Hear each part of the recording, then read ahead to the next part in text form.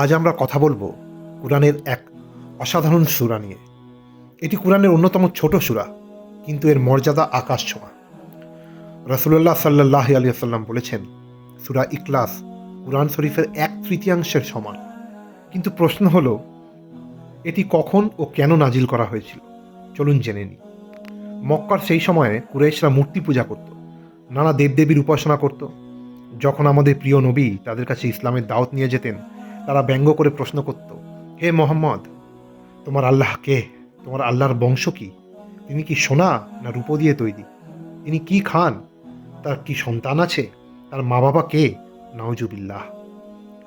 এই প্রশ্নে নবীজি খুব কষ্ট পেতেন এবং তিনি আল্লাহর কাছে একদিন দোয়া করলেন, হে আল্লাহ, আমাকে এমন কিছু দিন যাতে আমি আপনার পরিচয় স্পষ্টভাবে মানুষকে জানাতে পারি। নবীজির এই দোয়া করার সাথে সাথে জিব্রাইল আলাইহিস সালাম 70,000 ফেরেশতার সাথে নিয়ে এলেন আল্লাহর পক্ষ থেকে সূরা ইখলাস এবং তিনি নবীজিকে বললেন, বলুন, তিনি আল্লাহ এক, আল্লাহ অমুখাপেক্ষী, তিনি কাউকে জন্ম দেননি এবং তাকে কেউ জন্ম দেয়নি এবং তার সমকক্ষ কেউ নেই।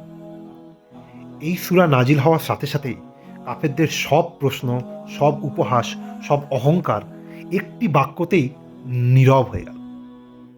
এই কয়েকটি আয়াতই সব শিরক, মিথ্যা বিশ্বাস এক মুহূর্তে ভেঙে দিল। এটাই তৌহিদ, এক আল্লাহর ওপর পূর্ণ বিশ্বাস। এই কারণেই সূরা ইখলাসকে কুরআনের 1/3 বলা হয়। রাসূলুল্লাহ সাল্লাল্লাহু আলাইহি ওয়াসাল্লাম বলেছেন, যে ব্যক্তি সূরা ইখলাস 3 বার পড়ে সে পুরো কুরআন তিলাওয়াতের সওয়াব পাবে। এটি আমাদের মনে করিয়ে দেয় যে আল্লাহ একমাত্র ইবাদতের যোগ্য। এই ছোট একটি সূরাই একজন মুসলমানের জীবন বদলে দেওয়ার জন্য যথেষ্ট। আল্লাহ আমাদের হেদায়েত দান করুক। আমিন।